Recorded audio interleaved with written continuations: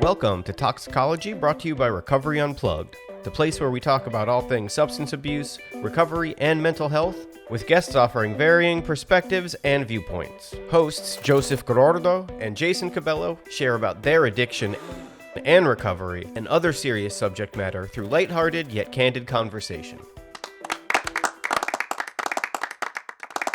So Jason, my co-host, he couldn't be here today. I wanted you to meet him, but I didn't have a co-host. I have a co-host. Yeah. I never knew that. Just fun fact, we got a 6-year-old in the studio. You can see her, but they can't. I love it. I love that she's here. Yeah, well, you know. I literally love it. I think it's cool. Personally, it might be hard for you, but for me, I'm like, I want to take Sunny, dude, because you're implanting in her. Yeah.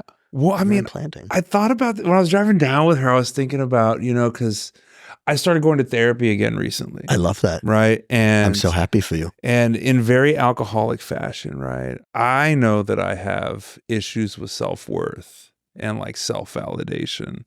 But I also know that at the same time that I can come off like a little egotistical. A client called me pompous the other day and I was like, hey, I can see that. You know what I mean? And so I started seeing my therapist, who's awesome lady. Shout out to Katie. Katie's great. Katie, I don't know you, but Katie, you're helping my boy. Yeah, I don't know if she wants me to put her last name out there, so we're just going to say Katie. You should. Yeah, she's great. For the listeners. I mean, I guess it would be good promo for her. But yeah. Katie's awesome. And we've been working on, because I'm like, yo, Katie, like, I'm failing as a father. I'm failing as a husband. I'm failing as an employee. This is your dialogue. Yeah. My recovery is not as good as it should be, right? My physical health, my diet, like none of it is good as it should be. And, she's always like, who tells you this? And I'm like, nobody, right? You do. And I've been trying to be more open and trying to change that dialogue.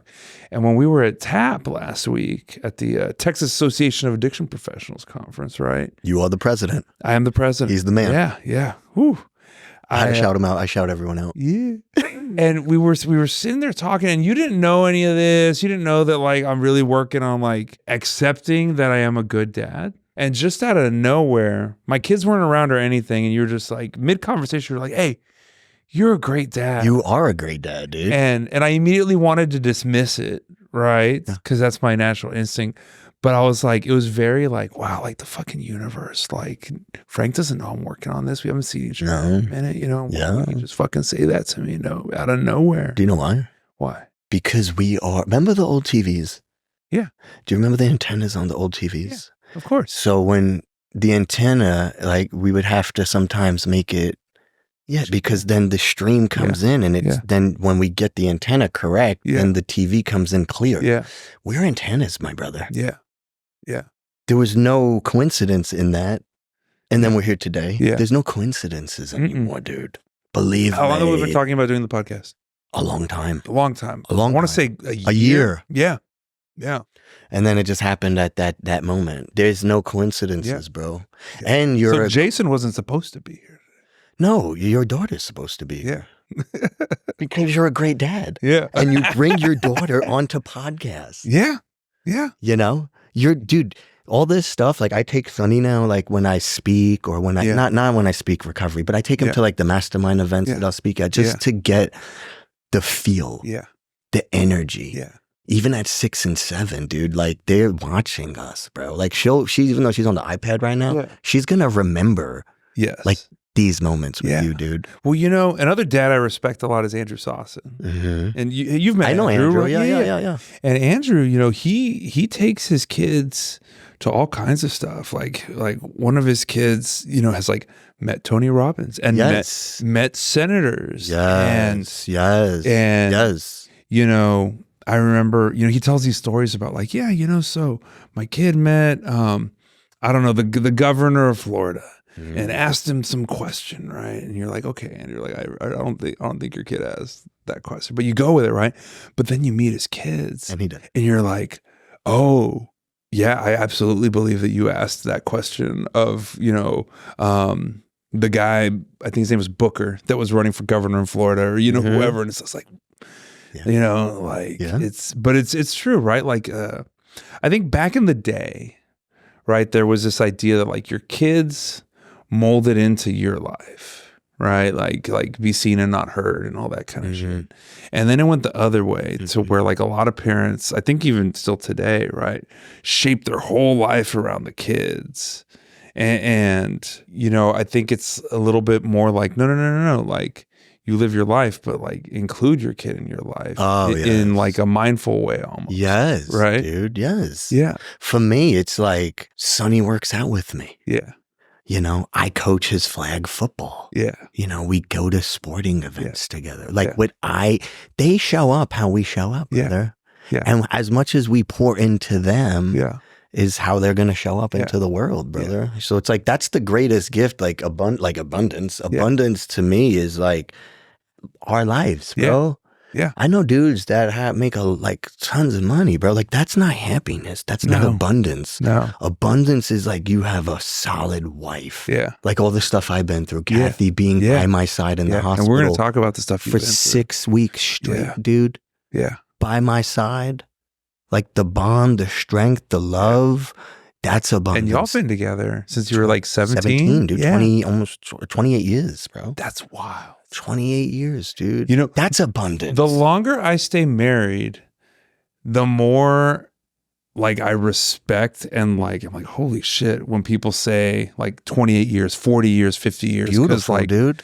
You know, Chelsea and I, we've been together 16. Yeah, right? It's a long time. And I've got friends that have gotten married and divorced 3 times in that same span of time. Yes.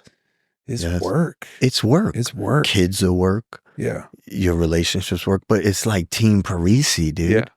Yeah. So like it's building that foundation and that bond. Like whatever we pour into, I think the problem is, brother, like with society is people give up. Yeah. They're not willing to continue to put in the work. Like relationships is like me and Kathy, you don't think we've had our, like, I mean, dude, we've gone through it all. We grew up together. I went through addiction, recovery. She watched you get sober a couple times, right? Yes. Yeah. Life events. Yeah. You know, but like when you work through the hard, just like in recovery, dude. Yeah. Or business. Yeah. Right? You run a giant organization, bro, right? It's constant work. Yeah. To make like the business culture, right? It's constant work to create the culture within the relationship. Dude, I was thinking about culture. You know, like I was thinking about work culture today. relationships. Yeah. No, me and Chelsea have our own language. You know what I mean? You have your core values that you live by. Yeah. Absolutely. Yeah. But like even like with the work culture stuff, right? Like I was driving, I was like, man, like I have 3 locations, right? And the culture is a little bit different in all of them. And I was actually thinking, like, how do I get them to all be the same? How does Starbucks do it? You know what I mean? Or how to, but you know, but we'll get to that shit. You know, I want to, you know, I love you. Time out. I just want, dude, I really want to, no, I'm serious. I love you too. But I want to take a moment to embrace you and tell you I love you. I'm so grateful that I get to be here with you today, that I get to do this with you because I've missed you over the, you know, this time. We've both been super busy. I died. Yeah. You know, so that was like, that I died. Straight up. So. Straight up. All the viewers are like, wait, what? What? I don't know. I died.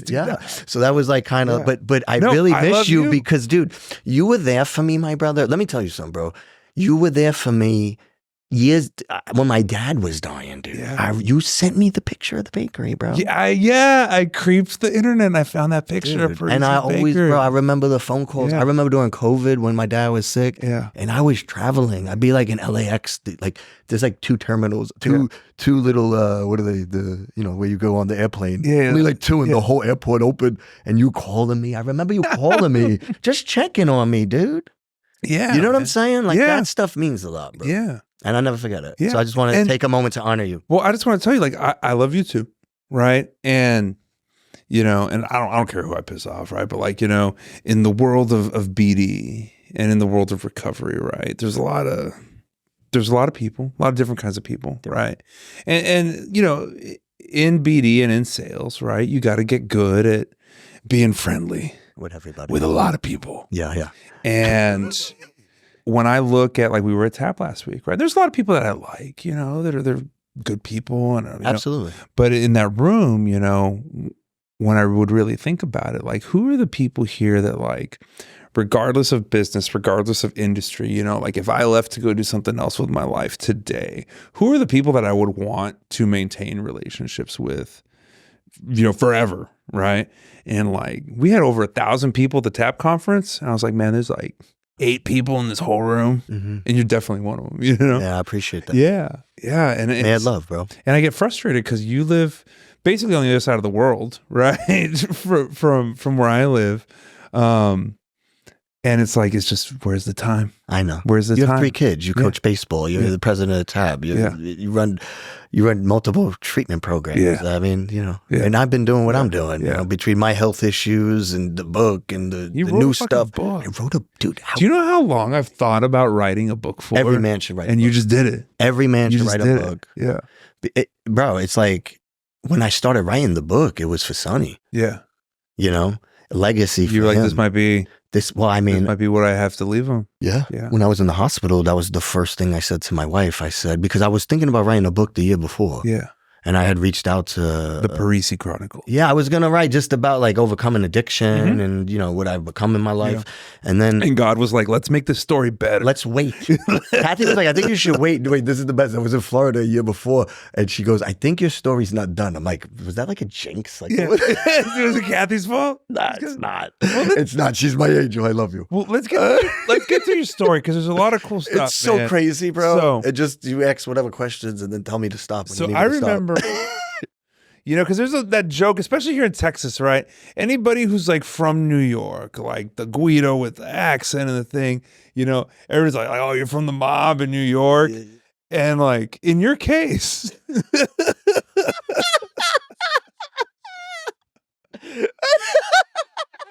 Kind of true. It's true. Yeah. It's so crazy because you hear, like, I'm in this social media thing now, and like you see all these people and everything. And it's like, yo, I don't think I think a lot of people are full of BS. Yeah. I'll be honest with you. Especially on social media, you see a lot. Oh, yeah. But you could Google everything about me. It's documented. It's on the internet. Yeah, it's all real. Everything is real. So I guess my first question is, because we're getting to the first question like 20 minutes ago. This is going to be 3 hours. You were talking earlier about like pouring into Sonny, right? Or pouring into relationships in your life, right? Yes. Pouring in, right? Now you can only pour out when you've got something to pour. Correct. Right? And when I think of like growing up in a crime family, I think like, who poured into Frank? Oh, dude, for him to pour something out. Yeah, no. So I didn't grow up in a crime family. My father he was involved with organized crime. There we go. So he was never made man. He wasn't a Gambino. No, he wasn't made, but he was well respected enough. To be adjacent. Yeah, very. I mean, associate, but very respected. Yeah, But dude, you have to realize, my brother, in the twistedness of it, there's still core values that are non-negotiables in my life that my dad taught me. Yeah, like one is honor. Loyalty, respect. These are things that are non-negotiable to me. So like those life lessons, my father always being like an entrepreneur in his own way. Like even if like we had the bakery, but we sold 1 million different products. But then there was also the street stuff. The gambling, the racketeering. Which is still entrepreneurship. It is. I learned how to read people and situations. I could go in a room and read the energy in a room because you have to. Growing up in that. But like, who taught you like how to say I love you? And like, who gave you cuddles? You know what I mean? Yeah, my mom was very loving. My mom was very loving. But like, as far as like, the love in the home, my dude, like for me, I just learned it, bro. Like I learned it in recovery, to be honest with you, my brother. All the love I've learned in recovery and from like mentors. My family wasn't a lovey family. My family is, dude. We do family hug at night. And I'm the same way, like my dad wasn't around. Right. My mom's fucking rock, right? Like worked her ass off to try to do her best raising 2 boys, But like, she's a colder person, she's not good with that, she's not very warm, and it's not her fault or anything, but like, we cuddle these kids way more than I ever got, that kind of. You know what's helped me, Joseph, honestly, bro, when I did inner child work? Yeah. And I was able to reparent myself. And it's like, I always want to show up in like what I needed as a kid. Yeah. Yeah. You know what I mean? And also like one thing that I've learned in life is like, we will always give back what we give out in life. The energy we give out, we get it back, bro. So you're growing up in New York, like for real New York. New York City, right. Bro. Elizabeth Street, the original Def Jam Studios was on down the street from my bakery, and around the corner. This is Manhattan. Manhattan. Borough of Manhattan. Little Italy. Okay. Now it's called Nolita. The block I grew up on, Elizabeth Street. I grew up on Houston and Elizabeth, in between Bleecker and Houston Street. Yeah. Around the corner was I like the how you Bowery. say Bleecker. Around the, and it's really Houston, but we call it Houston in New York, but it's pronounced Houston. That's how you know someone's from out of town when they're like, it's Houston Street. It's like, no, you're not from here. Yeah. Like Manchac here in Austin. Yeah, right, exactly. yeah. So, but around the corner was CBGB's. Yeah. I grew up around the corner from CBGB, bro. I swear, my bro. But I grew up in like, you got to realize, like, when I think back on my childhood now, it's like, you got to realize, like, it was like hip hop just came out. Punk rock was like new. Yeah. And it was like right in my block. Yeah. Oh, man. And then I had the mob. Yeah. Then you had the mob. The street. Crack. Did you know? Crack was on the corner. Like, I mean, crazy. Did you know that I also grew up in a bakery? No. Get out of here, dude. I never realized. Get out of here. Well, my grandma in Mexico. Mexican bakery. Yeah. My abuelita Pepe's. She's 96. Been running her bakery for 75 years. Bro, I think I have a Mexican girl's heart in my chest. Yeah? Really? Her name's Callie. Really? I didn't know that. Can I check it now? Huh? Can I check that? Yeah. If it is? Because I have Mexican DNA. Yeah. We're all one, dude. Really? Is that not crazy? Does your DNA change when you get somebody else? Yes, it does, bro. Bro, I have her DNA in me. Yeah. Yes, dude. I feel her. Oh, I didn't even think about that. Oh my God, dude. Oh, I'm on some other stuff, bro. If I think about that too long, my brain might. Try to be me. Okay, so you grew up with all these influences, right? All these influences, right? The bakery, right? Your Italian heritage, the mob stuff, the streets, the hip hop, crack cocaine, right? Violence. And that was violence too. And that was before Giuliani cleaned up. Oh, dude, this is New York. This is Ed Koch and then David Dinkins era. Yeah. This is 1980s, bro. I was born in 1979. It was How Am I Doing, right? That was Ed Koch. How am I doing? Yeah, how am I doing? Yes, how am I doing? That's it. Yeah. So you grew up in that era, and so you're instilled with some good values, right? Absolutely. You know that you're loved, even if it's not like the most vocal, right? I'm loved. Yeah. Yes. In a very dysfunctional manner. Whatever. Yes. Everybody's got their stuff. Yeah. Right? And so then, all right, where do the drugs start to come in? Well, drugs were in my house. Yeah. My dad did drugs. Yeah. So there was pot and pills in the house. And I had so much dysfunction in my home, bro. My dad was a binge cocaine user and great fucking man, dude. It was like the Big Book, bro. Dr. Jekyll and Mr. Hyde. You didn't know what you were gonna get. He was like the best and the worst all rolled up into one. And because of all the violence and trauma and all the, I don't want to get into all the ugliness, but there was a lot of ugliness, brother. And I found pot at 12 years old and I smoked it every day because it made me be able to deal with the chaos of my home. Yeah. It made me be able to go home. I couldn't deal with this life. I didn't understand. All my cousins lived in Jersey, nice. Yeah. I was living Staten Island. Yeah, they had like deer and you know what I mean? And I was here living in, it wasn't bad where I lived in Staten Island. But my home life was just fucking crazy. Just bro. chaotic. It's addiction, bro. So think about when we're in addiction, what that life is like. Yeah. And then add the street life. Yeah. My father was a closet addict. Yeah. So it was and we couldn't tell people. You run in with mobsters and you're blowing coke. Because there's that stigma, right? You get killed. Yeah. Not everybody could know about what you're doing, dude. Yeah. So it was just carrying that secret forever. Yeah. Not telling everybody. Dad would be missing on the 4th of July. I have all my friends over because he used to sell fireworks back in the day.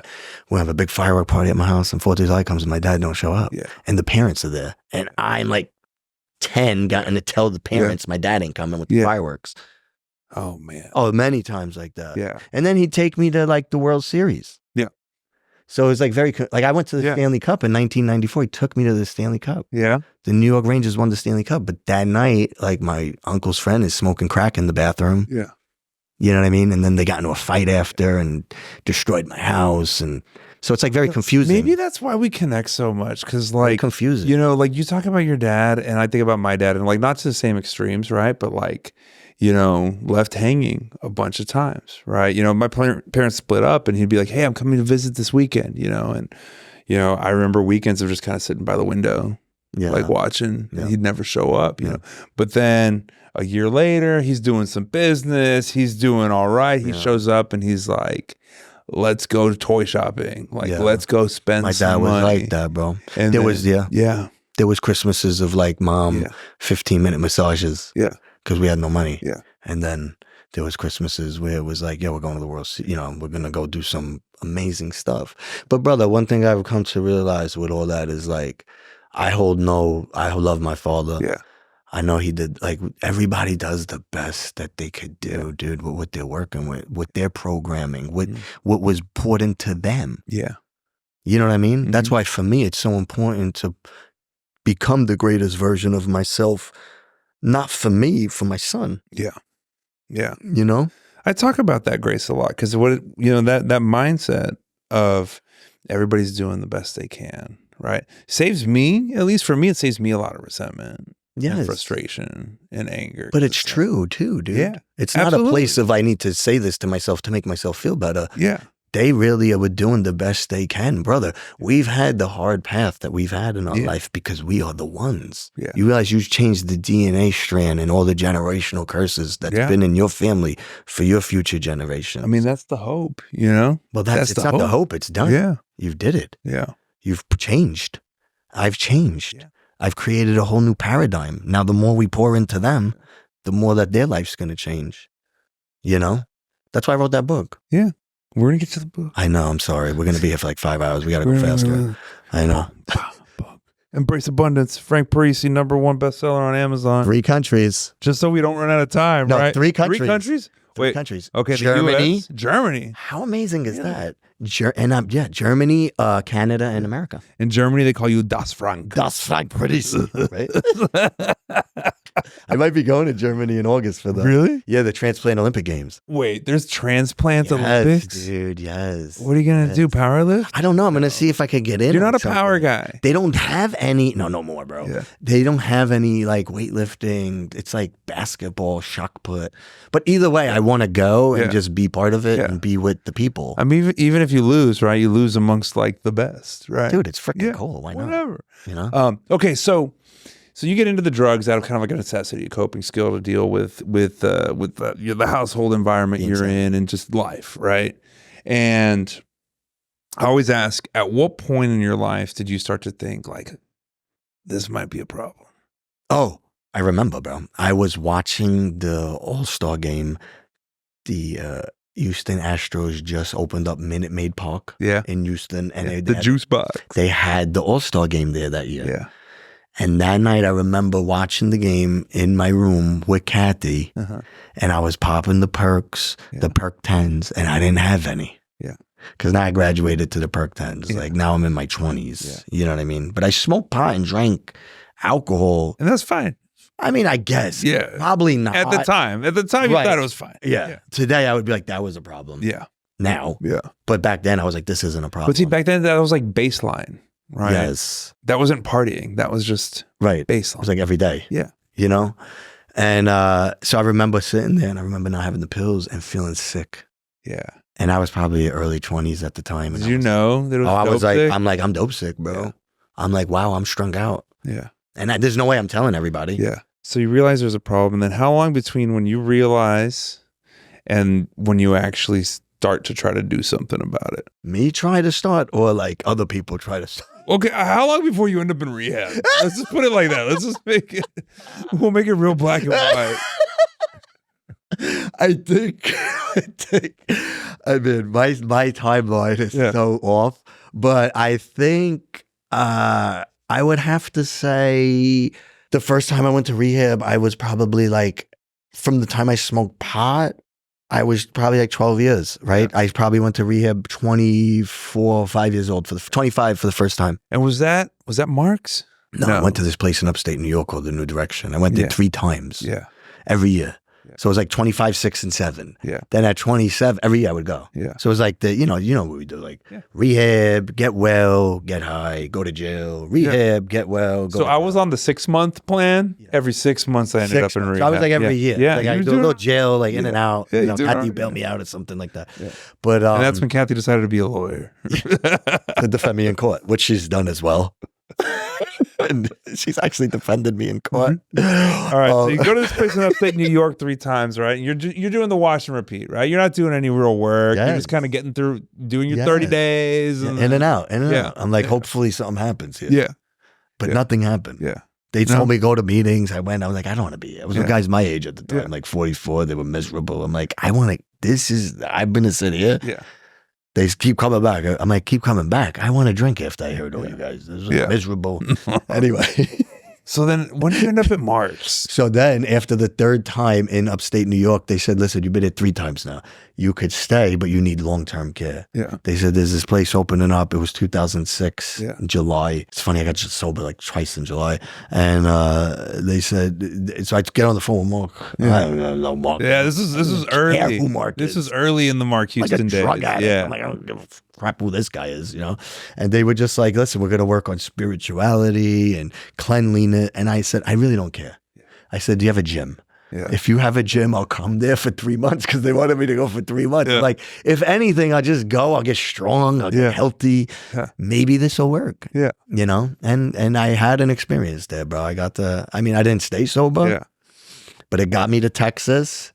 It got me here. This is probably the reason why I'm here with you right now was because of that experience, even though I didn't stay sober. I stayed sober for about a year. And you went through the glory days, right? Like Greg, the first group, Cole Shiflett. Darley, JD? He came after. He worked there later on, It was Mark Houston lived there at the time. Oh, that's right. Everybody just like lived there. Yeah, people were living there, dude. It was good though, brother. Yeah. It was what I needed at the time, man. And I planted the seed. I just didn't water it enough. Yeah. You know? I think for me, it sounds like that's where you were like, oh, you know what? Like recovery might be like I loved it. I loved Austin. Yeah. The thing that I loved about it was when I went in New York, when I would go to the meetings, I was like 26 years old at the time. Yeah. I'm sitting with old dudes my age. Yeah. And they were miserable. Yeah. There was no light, bro. Yeah.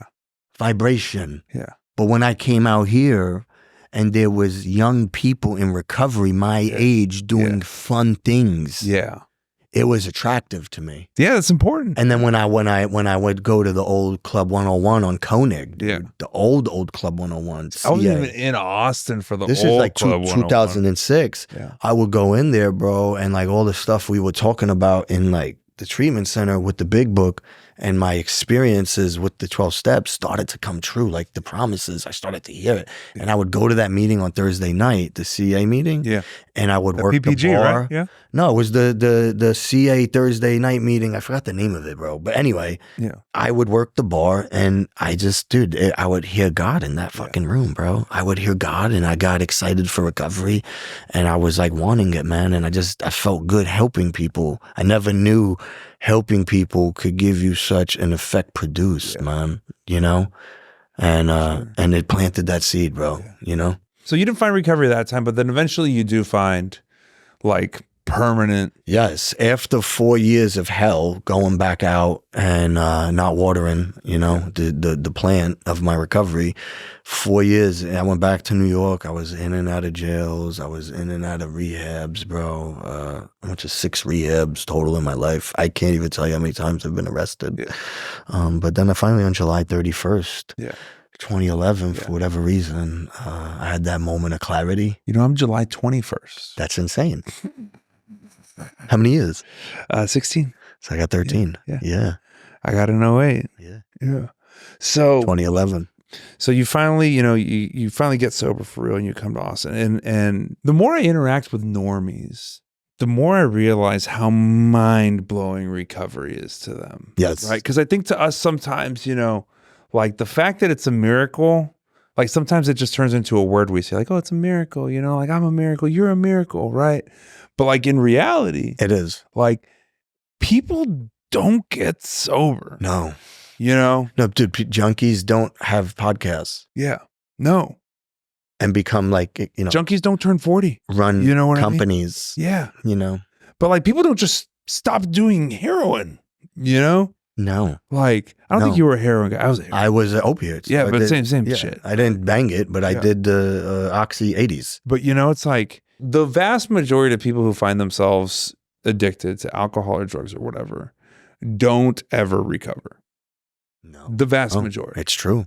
You know, I think the biggest number I've ever heard like a treatment center throw out is like 40%. You know, and even that is less than the majority. Correct. Right? So like that's already like you overcoming something that most people don't. Mm-hmm. Now you start working in treatment, you know, work on your family. You have your son. Move back to Texas. You move back to Texas. Mm-hmm. You know, you get yourself the nice house out and dripping. You know, all the good stuff in life is happening for you, right? All the things that people talk about. Mm-hmm. And you've always been like one of the most jacked guys I know. You've always, you know, I remember one time we went to lunch and it was like, oh, well, we want to do healthy. You know, like you're like, let's do something healthy. I'm like, well, how healthy are we talking? And we ended up going to like sushi because we were like, that's pretty healthy. Yeah. Right? Yeah, you know, you've I remember cared about your diet. I remember that. Yeah. Over by like Mueller. I remember Mueller. that. So I remember that. Yeah. I remember. And there was a Torchy's Tacos around the corner. I remember that. But so, you know, so last year, well, even before last year, right? You had that cough, right? I remember talking to you and you were like, I got the long COVID. Yes, right? Remember? So let's start there, right? You're at the long COVID. So December of 2022, I got sick. Yeah. I got like, I don't know if I had COVID, but I had I thought I had COVID. It was a flu and it might have been COVID. I didn't test myself. Because by that time in COVID, it was just like, you just assumed you had COVID. Everybody, like, right. What's the point of testing? Right. Who cares? Yeah. So I now after I get better. Yeah. But I still have this cough. Now it's like January. It's lingering. January 2023. I have this cough. I'm in February. I go to Los Angeles. I still have the cough. So I'm like, all right, when I come back, let me go see the doctor. We're in Central Texas. I get these allergies every year, the cedar fever. You're like, it must be that, or it must of course, be this. It's definitely allergies. Yeah. So they put me on Singulair. I didn't like it. I got off it. I didn't like the doctor I went and see because I had switched doctors. Yeah. I went to another doctor, another primary care physician because now I went to New York. Yeah. And I came back and my mom's like, this cough's going on for like 2 months. Yeah. And like, I'm in New York now, bro. I'm in Los Angeles. Different allergy things. Yeah. Why is this still going on? Yeah. Why do I have this cough in different regions? Yeah. And so I come back and I go to another primary care physician and they put me on, they do a chest x-ray. They put me on a steroid taper, like prednisone. Yeah. And I still don't get better, dude. So finally that doctor was like, I want you to go see a specialist, a pulmonologist. And I made an appointment with a gastrointestinal and a cardiologist. Cardiologist, yes. I go to Miami in April. I come back, I go to see the gastro, everything comes back good there. I have this appointment with the pulmonologist and now I'm coughing up this orange stuff. And I go see the pulmonologist and he says that you have the rarest form of pneumonia called organizing pneumonia. It's only 3% of the population has it. He's seen it a lot since COVID. Yeah. So they put me on 60 milligrams of prednisone. They said I'm going to be on... That's a lot of prednisone. A lot, bro. They said I'm going to be on this for 6 months. Was a little part of you like, oh, I'm going to go fucking lift? No, dude. I was so depressed about this. Yeah. I was like, dude, are you kidding me? 6 months I have to be on this stuff. And then like people like prednisone withdrawal I was reading about was like so hard when you're on that high of a dose of it for that long. That's massive. Massive. Last time I got put on prednisone, it was a 7-day taper and it started from like 10 down to 2. That's what they did for me at first and it didn't work. So then they put me on this protocol and they gave me 2,000 milligrams of amoxicillin, dude. Yeah. It got way worse. Yeah. It got so bad, dude. I started to cough up this orange stuff. I called the doctor. He said, let's give you more medication. I started more therapies. It got worse. Now I'm in my house, dude, and it's like the school year's ending. It's the end of May, and like Sonny's watching me, dude. I'm sick, brother. Yeah. Like I'm sick. I'm on the couch. Was that going through your mind? Like, my son's watching me like this? Yes, bro. It was so hard. So hard, bro. Because now I'm telling everybody, Joseph, that I'm dying. Yeah. I literally am feeling like I'm dying, my brother. I can't eat. I can't keep food down. Yo, I felt like I was dying because I was, but nobody believed me, bro. Nobody believed me because I was in shape. Yeah. So nobody's believing that I'm dying when I'm telling everyone I feel like I'm dying, bro. At least I know now, because everyone's like, well, it's the prednisone. Yeah. You're on so much prednisone. That's what's making you feel like that. With your hormones and messing with your neurotransmitters and whatever. But I literally was feeling my spirit leave my body, dude. And then on May 8th, I coughed up, half a bottle of blood that night. And I woke up that morning, and at this time I wasn't keeping food down. I couldn't eat. I was throwing everything up. And I went to Bale Scott and White at Lakeway and see my pulmonologist, and he says, we have to admit you. And so they admit me into the emergency room, and my wife now has to leave because we have no family here, and Sonny's in. Someone's got to watch the kid. Sonny's 6 years old at home. So they finally say now I have sepsis. They say, so your organs are shutting down. They're like, you have sepsis, so we're gonna pump you with a bunch of fluid. Kathy leaves, goes to be with Sonny, and I'm sitting in the hospital by myself, and they pump me with all this fluid. And then one of the nurses comes in, puts the wrong pick in my arm, infiltrates the arm from the inside out, gives me a 3rd-degree burn from the inside out. And then they finally realize, after like 10 hours of me being in this hospital, bro, finally, after like almost killing me because when someone's in heart failure, the worst thing you could do is put fluid over the heart, bro. Really? Oh, yeah. So the fluid actually made me get worse, bro. And finally, one of the doctors figured it out, and they said, Mr. Parisi, you need to go to Temple, Texas, town of 20,000 people. Temple, Texas. Wait, they go, we can't save your life here. Could you imagine this, bro? You have 9% ejection fracture, and your liver and your kidneys are failing. Yeah. Could you imagine, bro?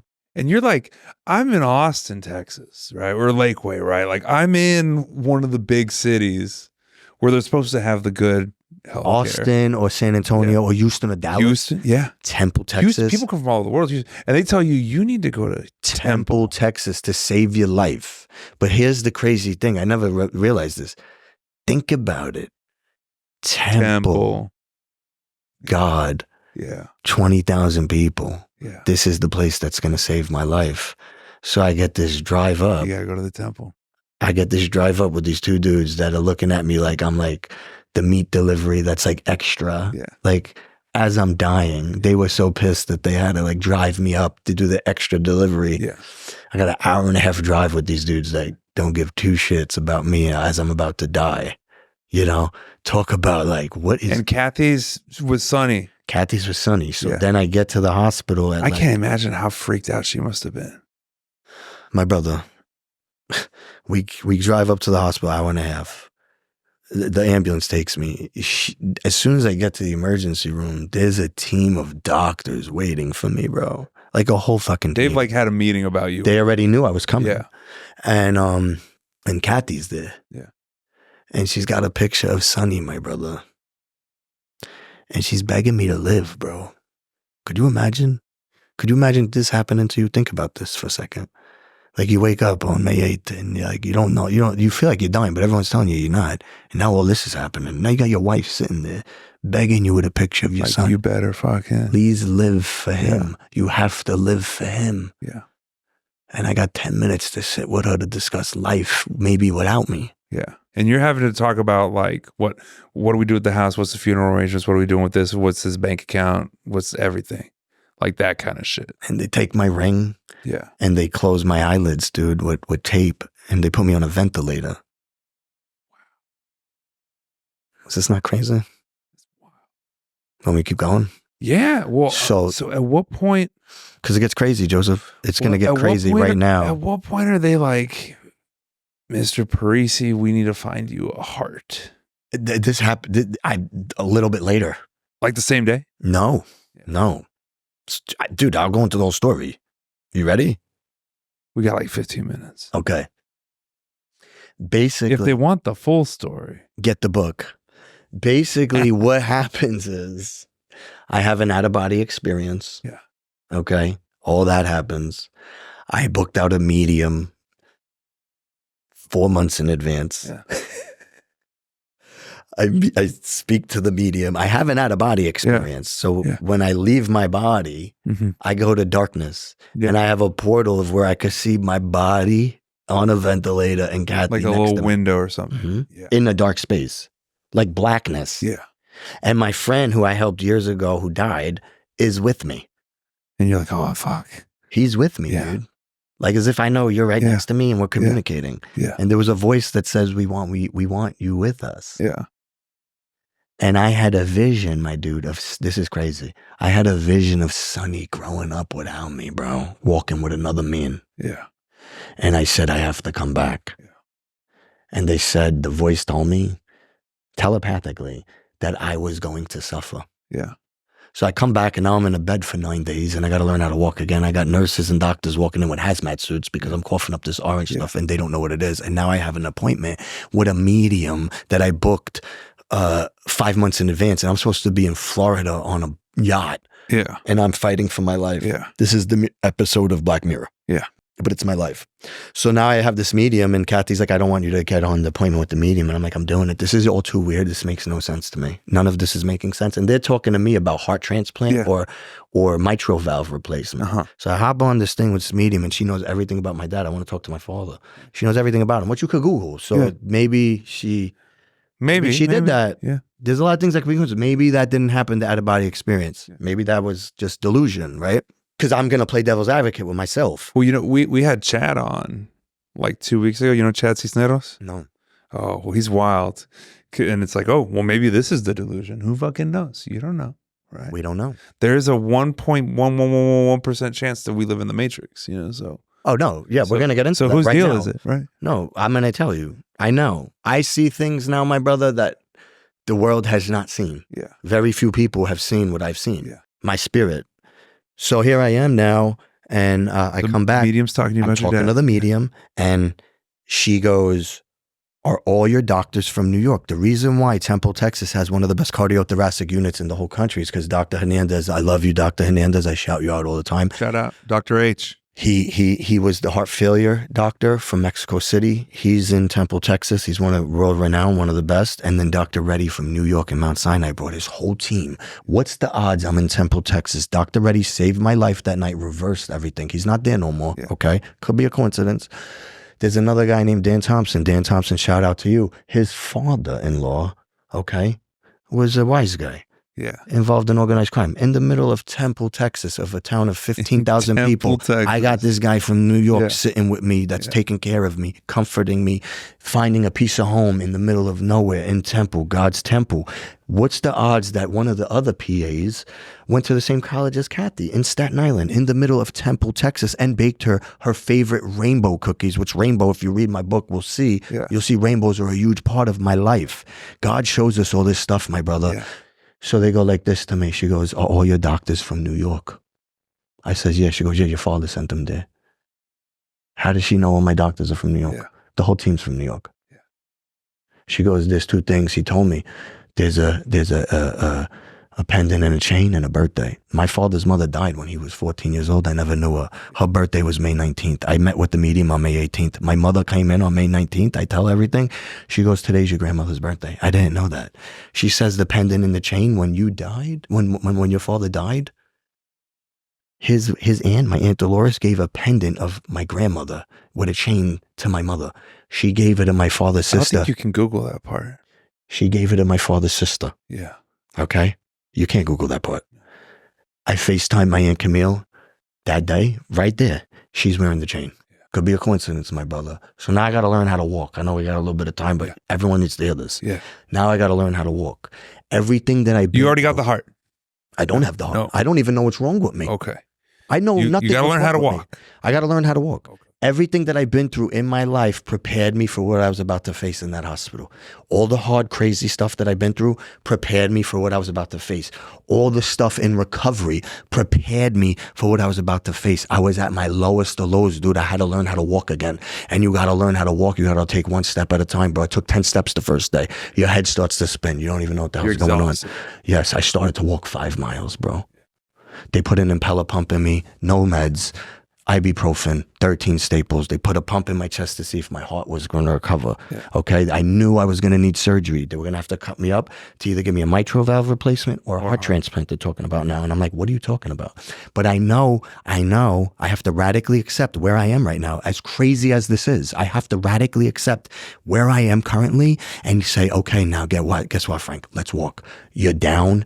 You're at the lowest of ever. What is going on? What do I know to do when I'm at my lowest? I need love, bro. Love heals everything.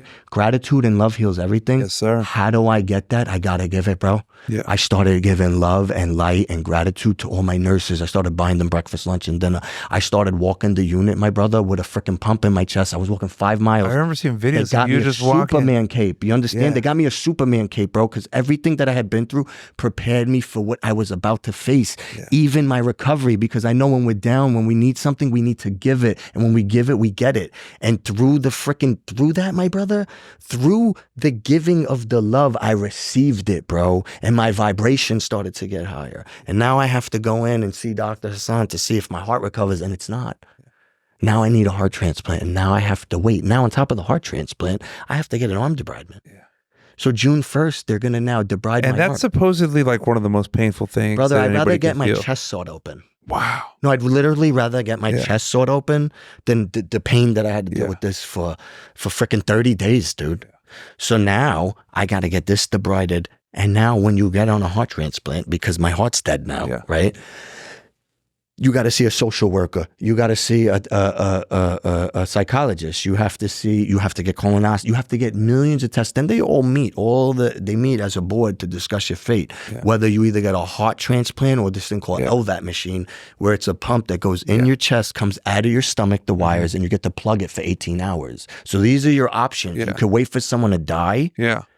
You're waiting on somebody to die so you could live. How about that one? That's rough.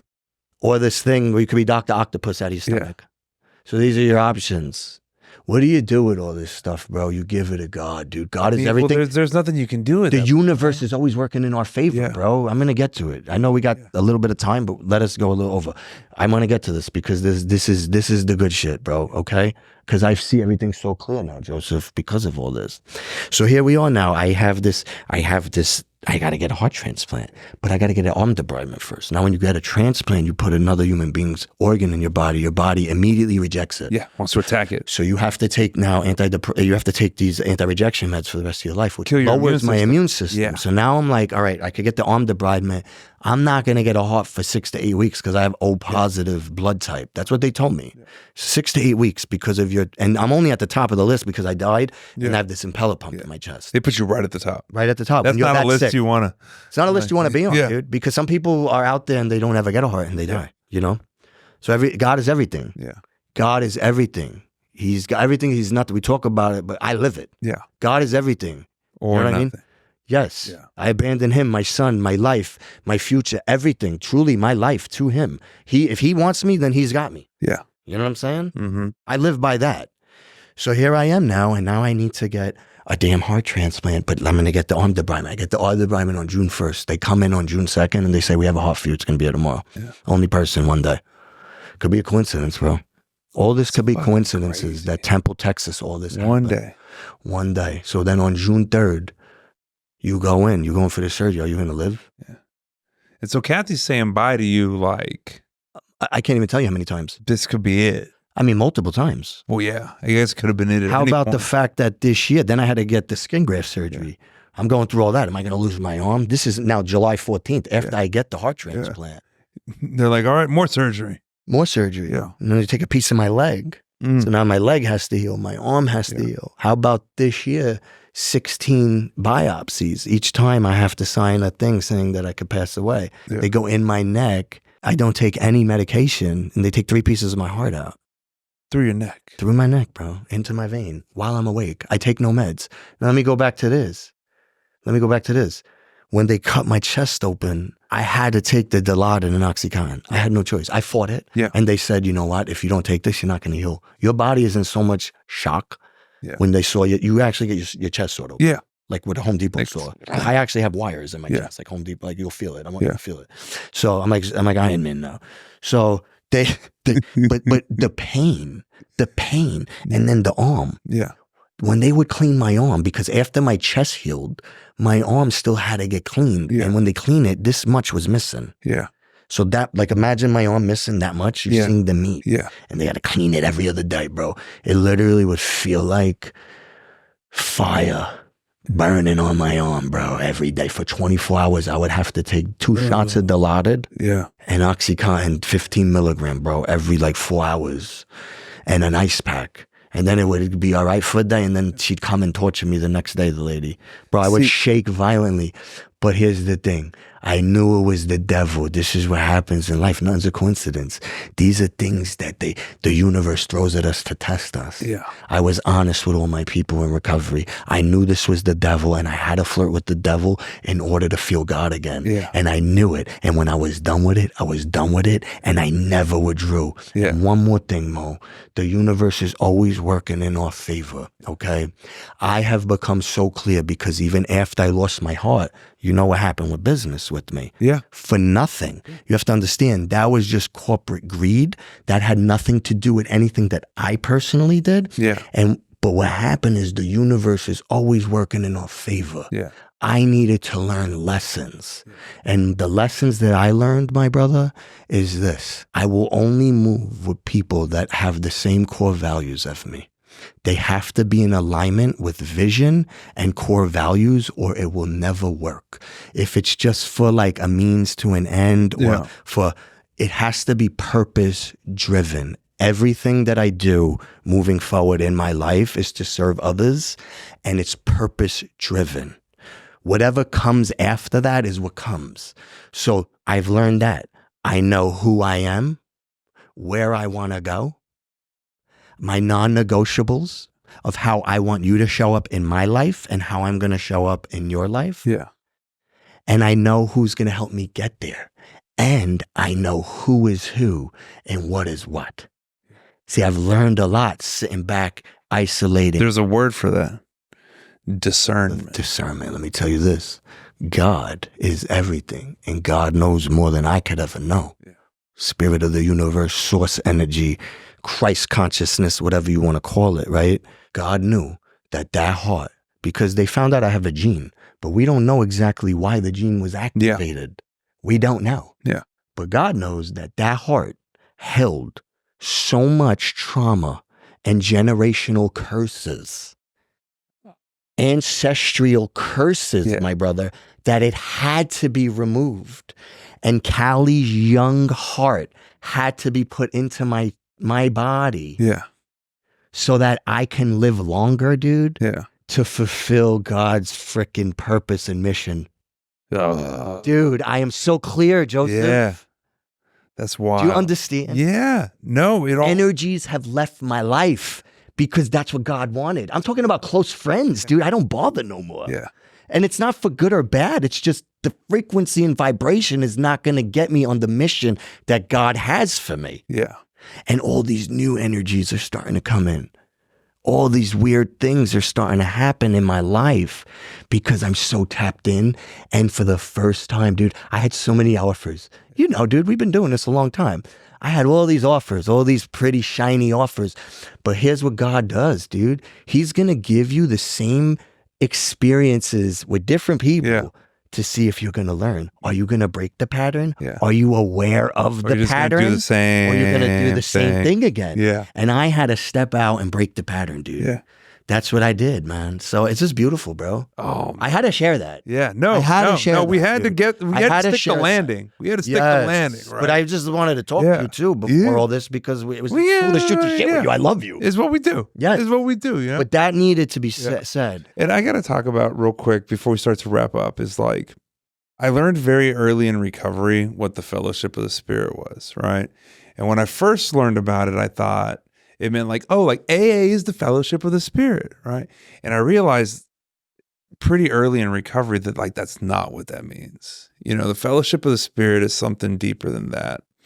That it's when you meet someone and, you know, I know all this shit about you now, but right when I first met you, I did not. You know what I mean? Like you're just Frank, you know, this guy Frank, whose name I've heard a couple times, you know, who's, I think you were repping Nova at the time. That man. Yeah, long time. I had a PHP program with. Yeah, and you were super jacked. Yeah. You were even more jacked. Yeah. And like, I was not even lifting at the time, right? At the time, I was like, you know, like, oh, these fucking, you know, I would have dismissed you. I'm just being honest, right? I would have been like, who's this fucking bro with the fucking Jersey Shore? What? Like, you know, that is what my brain would do. And it didn't because of the fellowship of the Spirit, right? Like that alignment you talk about, that shared values, right? Like that stuff comes out before you even talk about it, right? And that doesn't happen very often, you know? Yeah. You ever know Ernie Georgian? No. He was an old Laha guy. And he was the first person that I was like, you know what? Like, I don't know this motherfucker. I don't know anything about him. I don't know how long he's been sober. I don't know where he's from. But whenever he's at a meeting that I'm at, the two of us are going to go over here and chop it up automatically. And that's the thing, right? Like if you and me are ever at a place. Oh, we're chopping it up. Yeah. It's connection. Yeah. Man. It's frequency. You know? And it's good stuff. But we do got to start wrapping up. I want to, if you, Ella, hey, come here. Come in, Ella. Come here. Come on the podcast with us. Did you know that this is Sonny's dad? I'm Sonny's dad. Look, she smiles. She loves Sonny. Hey, you want to come sit next to Frank for a second? Tell him hello. Come sit Tell him over here hello real on the quick. podcast. Say hi. He'll be so happy. Say hi real quick on the video before we wrap up. You don't want to? You want to come sit on my lap? Yeah. You want to come sit with me? Okay, you think about it. Okay? But you're welcome to come over whenever you want. We're almost done. Two things we got to do before we wrap up. First thing, rapid fire question time. Cue the audio. It's rapid fire question time.